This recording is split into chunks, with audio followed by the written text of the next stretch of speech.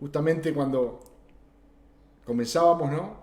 Cristian preguntaba por qué tenía el mismo título y el mismo pasaje del jueves, porque justamente esta es la segunda parte de lo que vimos el jueves. El jueves hicimos hincapié en unos aspectos de estos versículos que eran importantes para nuestra vida y hoy vamos a fortalecer otros. Pero le invito a leer el texto. Vamos a leer el texto nuevamente. San Juan, capítulo 3, versículo 16. Aquellos que están ahí con la Biblia, si no la han abierto, le damos unos segunditos para que la abran. San Juan, capítulo 3, versículo 16 dice esto: porque de tal manera amó Dios al mundo, que ha dado a su Hijo unigénito, para que todo aquel que en él cree no se pierda, mas tenga vida eterna.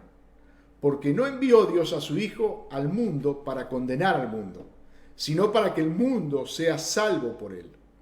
El que en él cree, el que en él cree no es condenado, pero el que no cree ya ha sido condenado, porque no ha creído en el nombre del unigénito Hijo de Dios. Y esta es la condenación, que la luz vino al mundo, y los hombres amaron más las tinieblas que la luz, porque sus obras eran malas. Porque todo aquel que hace lo malo aborrece la luz y no viene a la luz, para que sus obras no sean reprendidas. Mas el que practica la verdad viene a la luz, para que sea manifiesto que sus obras son hechas en Dios. Amén. Como le decía en un principio, ya hemos visto el jueves pasado por quiénes murió Cristo, ¿no? Vimos que, como comienza este versículo 16, de tal manera amó Dios al mundo. Pudimos ver a qué se refería Juan cuando hablaba del mundo a través de otros textos bíblicos, y de este mismo texto pudimos sacar la conclusión de que no hablaba de todas las personas que habitan o que habitaron o que habitarán en el mundo, sino que hablaba de hombres y mujeres que habitan, que viven en el redondez de la tierra. Pero no se refiere a todos en general, sino a aquellos que Él ha escogido desde un principio, aquellos que Él predestinó desde antes de la fundación del mundo. ¿Y por qué lo hizo? Por el puro afecto de su voluntad. No es que aquellos que han sido escogidos por Dios sean mejores, no. Todos estamos en la misma condición. Todos somos pecadores. Todos estábamos condenados a causa del pecado. La palabra nos enseña que la paga del pecado es muerte. Y eso es lo que nosotros merecíamos. Pero Dios, en su gracia y por el puro afecto de su voluntad, decidió salvar. Decidió salvar a aquellos que estaban perdidos. Y como vimos el jueves pasado en su palabra, Él decidió rescatar por medio de Cristo a muchos. Y esos muchos son el pueblo de Dios. Hoy son la iglesia de Jesucristo. Y que pertenecen a aquellos que hace cientos de años estuvieron en esta tierra, los que están hoy y los que van a estar hasta que Cristo venga. Aquellos que Él predestinó desde un principio. Hombres de todas épocas, de todas etnias, de toda nación, a los cuales Dios amó, como dijimos, de una manera especial. Por eso Juan comienza: de tal manera Dios amó. De una manera especial, que entregó a su Hijo unigénito para morir en esa cruz. Por amor al pecador, hermano. Un amor tan grande, un amor tan maravilloso que no llegamos a comprender.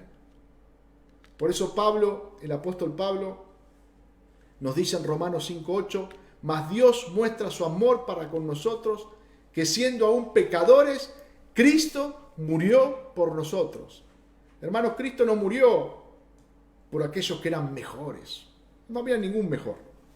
Pero Cristo no murió, sino que dice su palabra que Él murió por lo vil del mundo, por lo menospreciado. Por eso murió Cristo. A esos vino a rescatar. El propósito de Dios fue que aquellos que Él escogió desde un principio fueran salvos por la vida y la muerte de su Hijo, de su unigénito Hijo Jesucristo. Y eso es lo que en un resumen estuvimos viendo el jueves pasado. ¿Quiénes eran por aquellos que Cristo vino a morir? ¿Cuál fue el propósito? Y en esta segunda parte, también leyendo estos versículos, quiero que veamos los resultados de aquellos que creen en Cristo y de aquellos que no creen en Cristo. Porque acá Juan divide a la humanidad en dos grupos. En aquellos que creen y en aquellos que no creen. Y para aquellos que creen hay un resultado, hay una consecuencia. Y para aquellos que no creen, también hay un resultado, ¿no? Por eso primero es importante saber que hay dos grupos. Los que creen en Jesucristo como su Salvador, como su Señor, y los que no creen en Jesucristo. No hay ni un tercer grupo, ni un cuarto grupo. Hay solamente dos. Los que creen y los que no creen. Porque muchas veces escuchamos a personas que dicen, bueno, aquella persona no iba a la iglesia, no conocía a Cristo, pero era tan buena, era una persona tan servicial, era una persona tan dispuesta, una persona tan amable, que seguramente abrió al cielo. ¿Y sabe qué? Eso no es una verdad. Porque solamente es salvo de la ira de Dios aquella persona que cree en Jesucristo. No aquella persona que ante los ojos de los hombres, de aquellos que somos pecadores, es buena, es amable, es servicial, sino ante los ojos de Cristo, ante los ojos del Padre Celestial.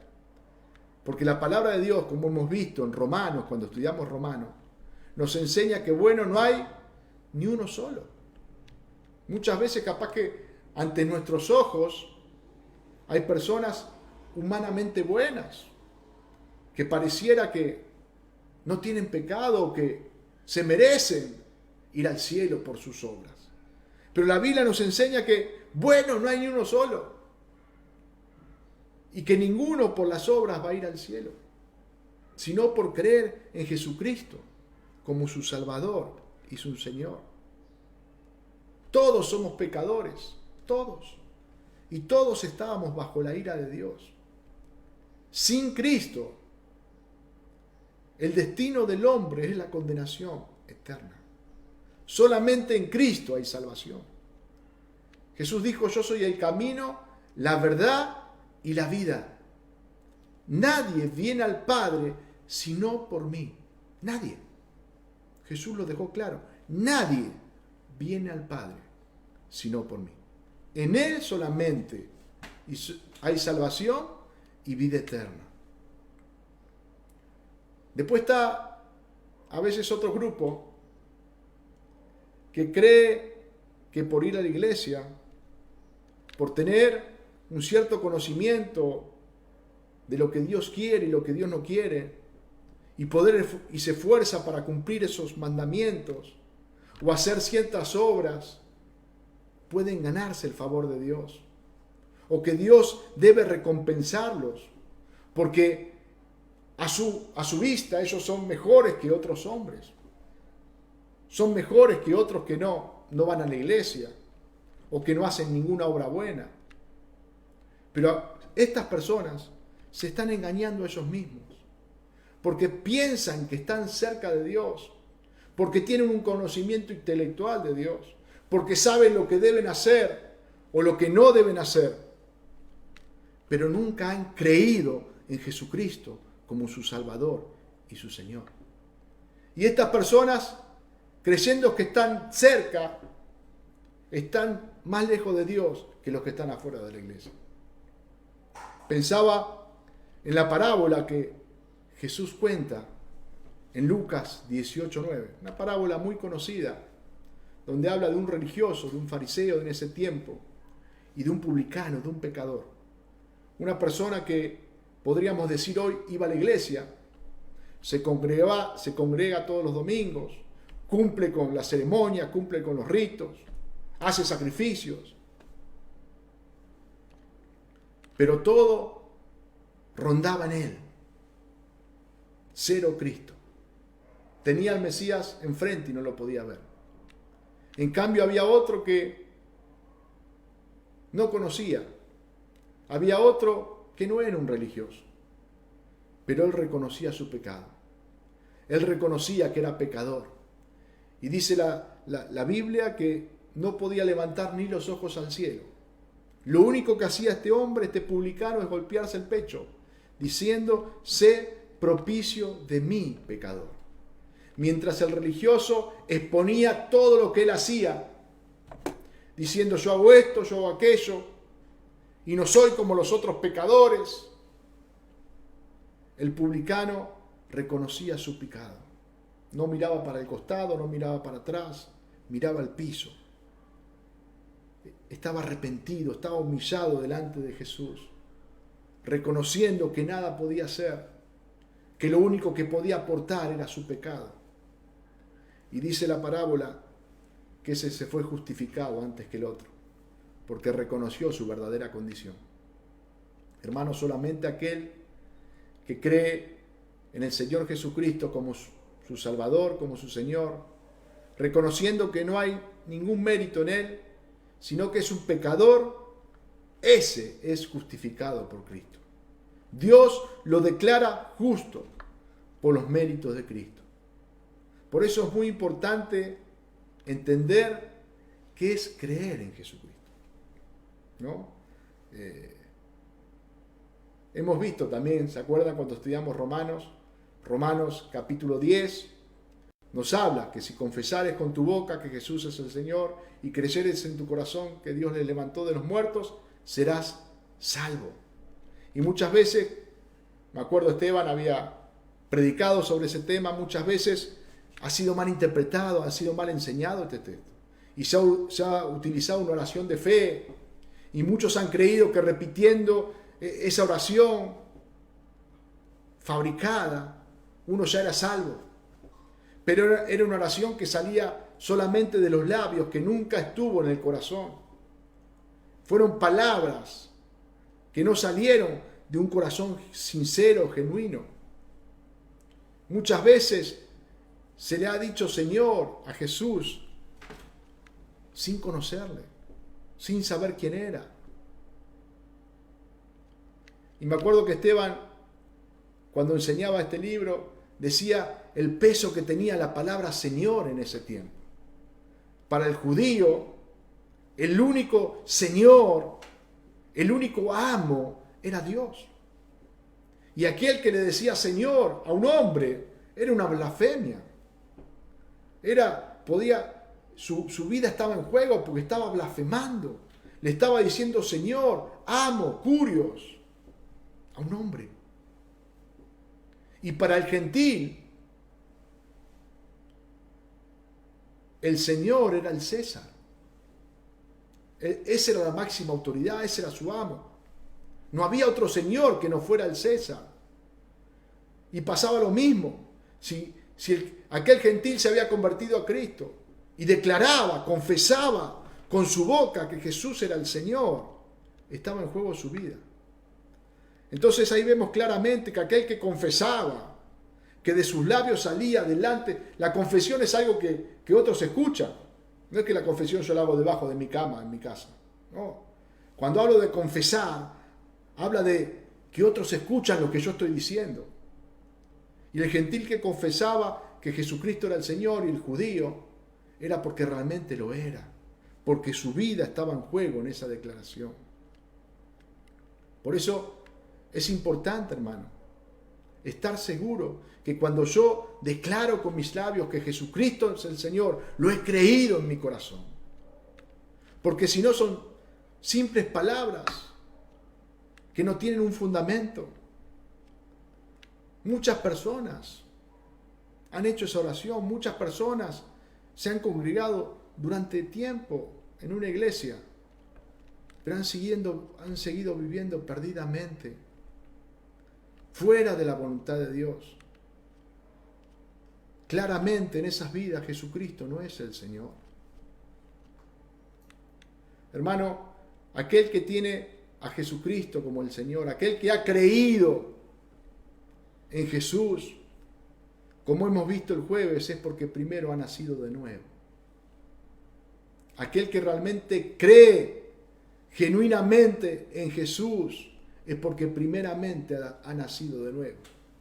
Porque si no hubiese sido nacido de nuevo no podría creer nunca. Cristo nos hace nacer de nuevo. Y es ahí donde nos da la fe para que creamos en Él. Y para que podamos confesar que Él es nuestro Señor, que Él es nuestro Salvador. ¿Y sabe qué? Esto luego se refleja en una forma de vivir diferente. Por eso el apóstol Pablo dice, de modo que si alguno está en Cristo, nueva criatura es. Las cosas viejas pasaron aquí todas. No dice algunas, todas son hechas nuevas. Soy una nueva criatura en Cristo. He sido regenerado por Dios. Y mi vida comienza a ser diferente. Y esto comienza a ser visible, hermano. ¿Se acuerdan de los hermanos de Tesalónica? Cómo estos hermanos se convirtieron luego de la predicación del apóstol Pablo. Se convirtieron, dice la palabra, en gran tribulación. No se convirtieron en una fiesta, lo invitaron a una reunión y estaban cómodos. No, eran perseguidos. Y en una gran tribulación ellos se convirtieron. Y ahí podemos ver que esa conversión fue genuina. No solamente por cómo se convirtieron, sino después cómo perseveraron en Dios. Y cómo fue su vida. Hermano, la vida refleja lo que pasó dentro de mí. Primera de Tesalonicenses 1:8 dice el apóstol Pablo, porque partiendo de vosotros ha sido divulgada la palabra del Señor, no solo en Macedonia y Acaya, sino que también en todo lugar vuestra fe en Dios se ha extendido, de modo de que nosotros no tenemos necesidad de hablar nada, porque ellos mismos cuentan de nosotros la manera que nos recibiste y cómo os convertiste de los ídolos a Dios para servir al Dios vivo y verdadero y esperar de los cielos a su Hijo Jesucristo, al cual resucitó de los muertos, a Jesús, quien nos libra de la ira venidera. Hermanos, Pablo está contando, le está diciendo a estos hermanos lo bueno y lo visible que era su vida nueva en Cristo. Y hoy nosotros nos enteramos por lo que Pablo les escribió a ellos. Pero podemos ver que la fe de estos hombres y mujeres era genuina. Realmente se habían convertido. Realmente habían creído en Jesús como su Salvador y su Señor. Porque su fe se extendía por toda la región. ¿Qué hacían, hermanos, estos hermanos de Tesalónica? Predicaban el Evangelio. Aquellos que se convirtieron, aquellos que creyeron en Jesús, genuinamente predican su palabra, predican el Evangelio. No pueden callar. Esa es una evidencia de una conversión. Y luego dice que todos los que lo veían decían, estos verdaderamente se convirtieron, porque dejaron sus ídolos, dejaron sus vicios, dejaron todo aquello que los tenían esclavos a causa del pecado para comenzar a servir al Dios vivo y verdadero. Y hermano, esa es una evidencia clara de una conversión, porque esa no es una obra que ningún hombre puede hacer, es la obra que Dios hace en el corazón de aquellos que ha regenerado. Él empieza a transformarlo, Él empieza a cambiar, Él hace un hombre nuevo. Y lógicamente que esa obra que Dios comenzó la va a perfeccionar hasta el día que nos vayamos con Él. Pero ya la vida empieza a ser diferente. Ya mi hablar empieza a ser diferente. Ya mi trato con mi esposa, con mi esposo, con mis hijos empieza a ser diferente. Ya mi manera de manejarme empieza a ser diferente. Pero como le dije en un principio, primero era importante marcar esto, hermano. No hay muchos grupos, hay dos grupos. Los que creen en el Señor Jesucristo y los que no creen. Y el que cree en el Señor Jesucristo, hay evidencia de que eso ha sucedido en su corazón. Y ahora vamos a ver los resultados. Los resultados de creer y de no creer en Cristo. Aquel que cree en Cristo no solo es salvo de la ira de Dios, ¿no? Porque, como dice su palabra, la ira de Dios está todos los días sobre el pecador. Y Cristo nos libertó del pecado. Él, muriendo en la cruz, cargó todos nuestros pecados. Por eso fuimos regenerados por Dios y la justicia de Cristo fue imputada a nuestra cuenta. Pero no solamente sucedió eso, que fuimos salvos, como dice su palabra, sino que tenemos vida eterna. Hoy por la mañana, en el devocional que dio de la mañana, compartía con ese grupo de hermanos acerca de la vida eterna. ¿Qué es la vida eterna? Muchas veces cuando escuchamos las palabras vida eterna, enseguida pensamos en el cielo. Pensamos en el cielo, escuchamos vida eterna y nos transportamos al cielo. Y creemos muchas veces que cuando dice eterna, se refiere a la duración, a que va a ser algo que no tenga fin, que va a ser algo que va a durar siempre. Y es verdad que eterna tiene ese significado, pero también tiene otro significado muy profundo. Jesús, en la oración sacerdotal en San Juan, capítulo 17, cuando en esa noche antes de ser arrestado, antes de ir a la cruz, Jesús ora al Padre por sus discípulos. Y en el versículo 3 dice, y esta es la vida eterna, que te conozcan a ti, el único Dios verdadero, y a Jesucristo, a quien has enviado. Vemos que la vida eterna no es solamente pasar la eternidad con Él. La vida eterna no comienza en el cielo, hermano. La vida eterna comienza en nuestra vida cuando nacemos de nuevo. Cuando Dios nos ha regenerado. Ahí comienza. Comienza en la eternidad, porque Dios ya nos tenía en sus planes de un principio. Ya Dios sabía que éramos suyos desde un principio. Pero para nosotros, la vida eterna comienza cuando nacemos de nuevo. Cuando creemos en Jesucristo como nuestro Salvador y Señor. Y acá Jesús dice que la vida eterna es que te conozcan, que conozcan a Dios como el único Dios verdadero y a Jesucristo como el enviado por Él. Y sabe que aquí no me habla de un conocimiento intelectual o un conocimiento abstracto, sino que me está hablando de íntima comunión con Él, de conocerle a Él en profundidad. Algo que para nosotros antes era imposible. No queríamos ni podíamos conocer a Dios.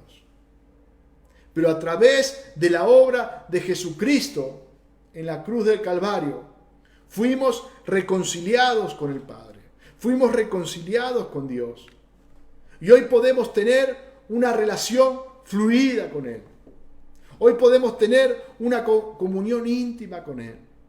Y hoy podemos conocerle en profundidad, hermano. Hoy podemos disfrutar de su presencia en todo tiempo. Qué importante es poder conocer a Dios a través de la persona de Jesucristo. Poder tener una relación íntima con Él todos los días. Poder escucharle hablar en su palabra, meditando en ella. Poder tener ese tiempo de oración, pidiéndole conocerle más y en mayor profundidad. Esto es el regalo que Él nos ha dado. Hermanos, la vida cristiana no se trata de cumplir reglas. De esto tengo que hacer, aquello no tengo que hacer. Eso no es la vida cristiana.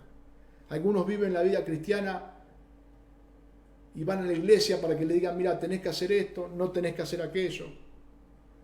Y llevan la vida cristiana como una carga. Viven cargados y todo cuesta. Hermanos, tienen que replantearse, ¿qué está pasando en mi corazón? La vida eterna que Dios me ha dado en Cristo es para que le conozca a Él y a su Hijo Jesucristo, para que tenga una relación íntima con Él, para que tenga una comunión íntima con Él, para que pueda amarle. Dice la palabra de Dios que a través de su Espíritu Santo Él derramó su amor en mi corazón. Hoy podemos amarle a Él porque Él nos amó primero. Hoy podemos gozarnos con lo que Él se goza. Hoy podemos amar lo que Él ama. Hoy podemos ser imitadores de Él. Hermanos, el ser cristiano no puede ser una carga, sino que es una bendición. Hay cristianos que parece que el ser cristiano es una carga, que llevan un peso, hermano. El ser cristiano es una bendición, donde disfruto de esa comunión con el Padre, donde disfruto de tener esta nueva relación con Cristo. Efesios 1:3 me dice, bendito sea el Dios y Padre de nuestro Señor Jesucristo, que nos bendijo con toda bendición espiritual en los lugares celestiales en Cristo. Hermanos, Dios nos ha bendecido con toda bendición espiritual. No me dice, Dios te va a bendecir, Dios te va a dar. No, Dios ya lo hizo. En Cristo nos ha bendecido con toda bendición espiritual. Todo lo que necesitamos para tener una relación correcta con Él, lo tenemos. Lo tenemos. Hermano, debemos disponer nuestro corazón para conocerle, para que esa comunión con Él sea fluida. El versículo 18 de este capítulo 3 dice, el que en Él cree no es condenado, pero el que no cree ya ha sido condenado porque no ha creído en el nombre del unigénito Hijo de Dios. El que cree en Jesucristo no es condenado. Esto está claro. Vemos claramente, una vez más, que la salvación no es por obras, sino que la salvación es por gracia. No es por lo que yo puedo hacer o puedo hacer, sino por lo que Cristo hizo. Que cree en Jesucristo no es condenado. Juan 5:24 dice, de cierto os digo, el que oye mi palabra y cree al que me envió, tiene vida eterna y no vendrá a condenación, mas ha pasado de muerte a vida. Hermanos, el que cree en Jesucristo, el que ha sido regenerado, el que ha nacido de nuevo, tiene vida eterna. Y no vendrá a condenación, dice su palabra. ¿Por qué? Porque ha pasado de muerte a vida. Estábamos muertos en delitos y pecados y Cristo nos dio vida. Y esa vida que nos dio es eterna. Por eso también estamos, como dice el apóstol Pablo, persuadidos. Estamos seguros que la salvación no se pierde. Porque es Cristo el que nos ha dado la salvación. Y Él es el que la sostiene. Romanos 8:1 dice, ahora pues, ninguna condenación hay para los que están en Cristo Jesús.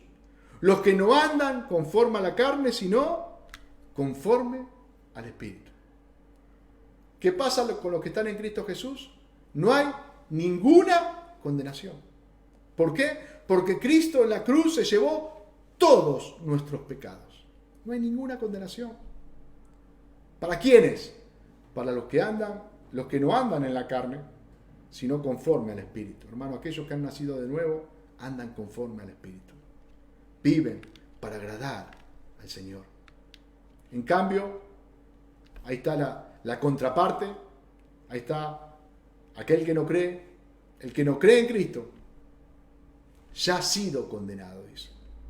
Aunque la sentencia va a ser el día del juicio final, aquel que no cree en Jesucristo permanece en condenación. Aquel que no cree en Jesucristo está bajo la ira de Dios, llevando una vida totalmente en tinieblas, una vida totalmente lejos de la voluntad de Dios. El versículo 19 y 20 que hemos leído dice: y esta es la condenación, que la luz vino al mundo, y los hombres amaron más las tinieblas que la luz, porque sus obras eran malas. Porque todo aquel que hace lo malo, aborrece la luz, y no viene a la luz para que sus obras no sean reprendidas. Aquellos que rechazan a Cristo, como hemos visto también en Romanos, no lo hacen por ignorancia, hermano. Todos conocen que hay un Dios, creador del cielo y de la tierra. Aquellos que rechazan a Dios, que rechazan a Cristo, no lo hacen por ignorancia. Por eso cada uno es responsable. Lo rechazan voluntariamente. ¿Saben por qué? Por lo que me dice la palabra, porque aman al pecado. Aman al pecado. Entonces rechazan la luz, porque aman las tinieblas, porque viven en oscuridad. Cristo es la luz. Y cuando Cristo está, las tinieblas quedan al descubierto. Cuando Cristo está, el pecador huye. Por eso los que viven en tinieblas odian la luz, porque la luz expone sus pecados, porque la luz expone lo que ellos hacen, muchas veces en lo oculto. Cuando aparece la luz, lo deja expuesto. Entonces, aquel que vive en tinieblas, aquel que ama el pecado, odia la luz. No quiere saber nada con la luz. Por eso, el mismo Jesús, en Juan 7:7, dice: no puede el mundo aborreceros a vosotros, mas a mí me aborrece, porque yo testifico de él que sus obras son malas. Esto le decía a los religiosos de la época. No puede el mundo aborreceros a vosotros, no lo aborrece a vosotros, mas a mí me aborrece, porque yo testifico de él que sus obras son malas.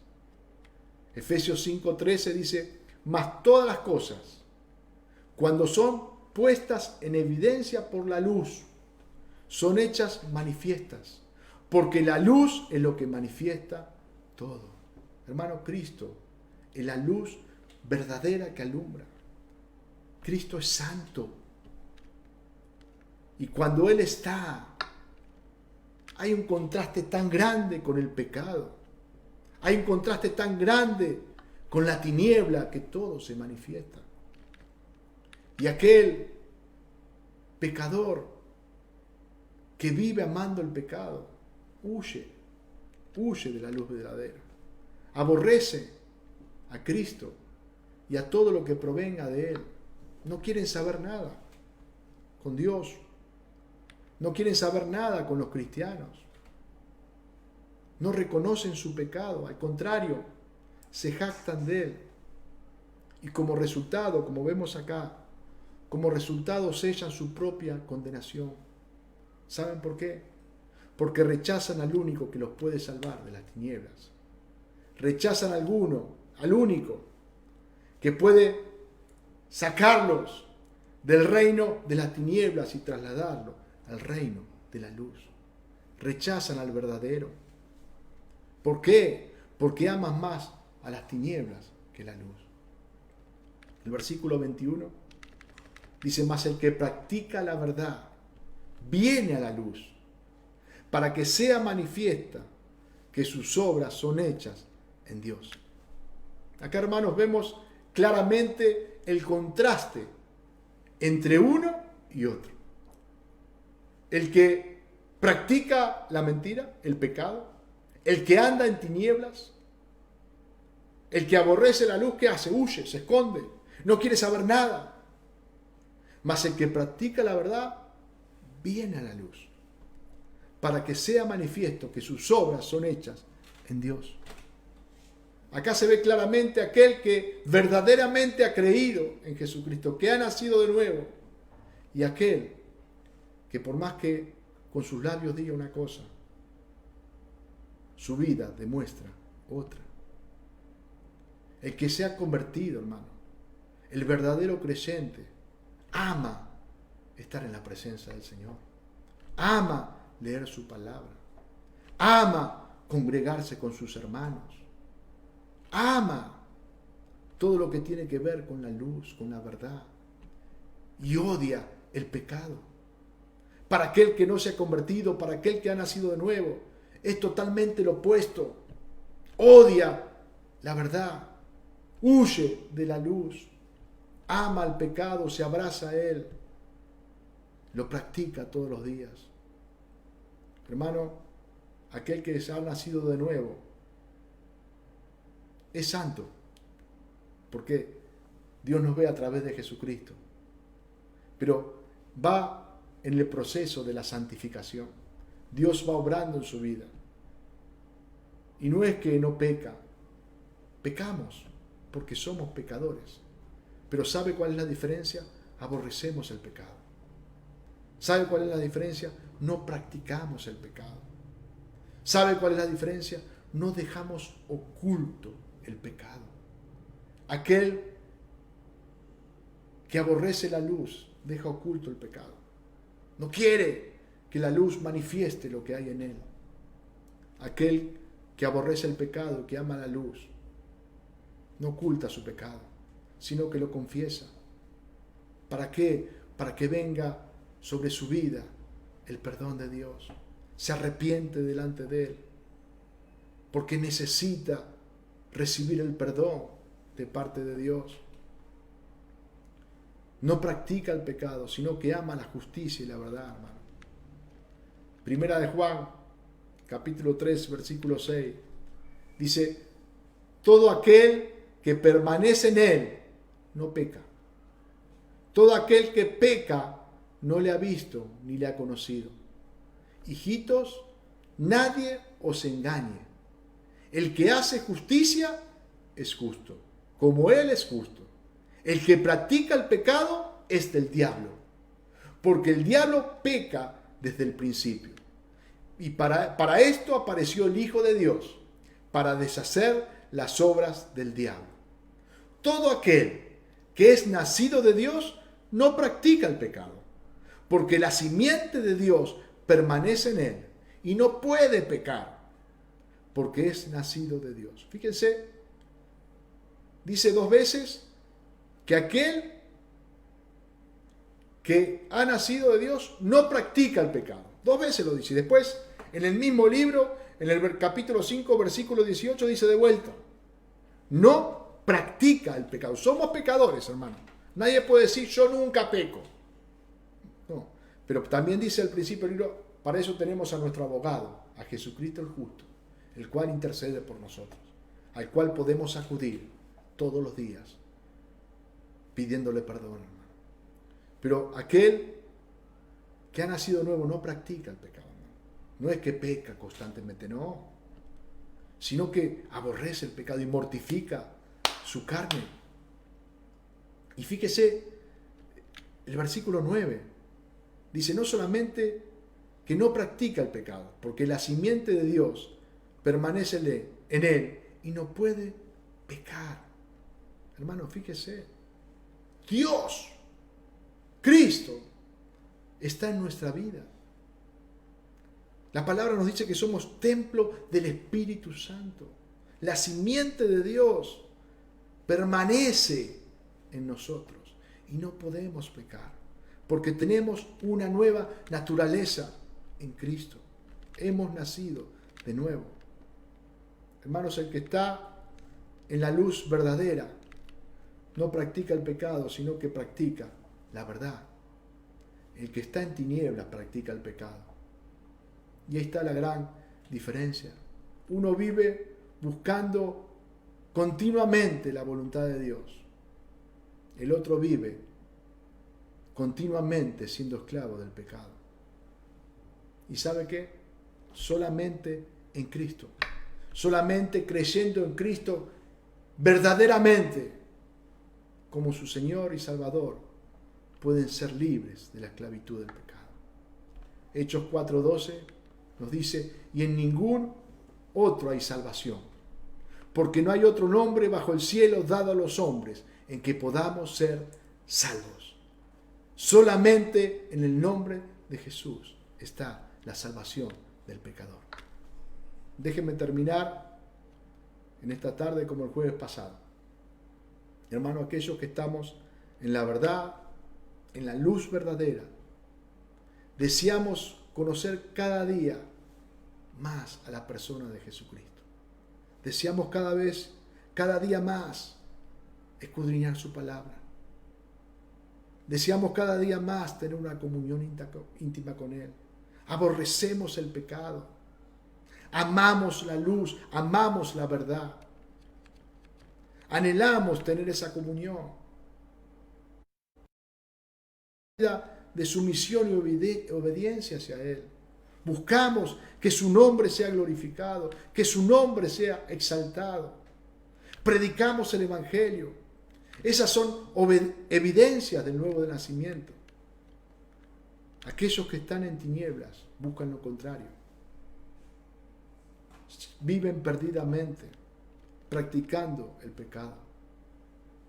Por eso en esta tarde, si esta es tu vida, si vos te das cuenta que no estás en el grupo que han creído en Jesucristo como su Señor y Salvador, por más que hace tiempo que vas a una iglesia cristiana evangélica, te das cuenta que tu vida evidencia que estás en el otro grupo.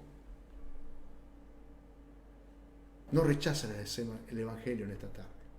No rechaces a Jesucristo. Acude a Él en arrepentimiento y fe. Acude a Él con un corazón humillado. Y como dijimos el jueves pasado, Jesús dijo: todo lo que el Padre me da, vendrá a mí. Y al que a mí viene, no le echo fuera. Todo aquel que va a Cristo en arrepentimiento y fe, todo aquel que va a Cristo creyendo que Él es el unigénito Hijo de Dios, Cristo lo recibe. Él no le echa fuera. Dios les bendiga en esta tarde. Vamos a orar a nuestro Dios. Vamos a humillarnos delante de su presencia para que su palabra produzca fruto en nuestra vida. ¿Cuánto necesitamos conocerle cada día más? ¿Cuánto necesitamos tener esa intimidad única con Él, hermano? ¿Cuántas veces conocemos a un Dios de oídas, a un Dios intelectual? ¿Y cuántas veces nos falta esa experiencia, esa comunión íntima, esa vida de oración, esa vida de escudriñar su palabra, de desear su alimento, esa leche no adulterada, que realmente Él obra en nuestros corazones, hermano?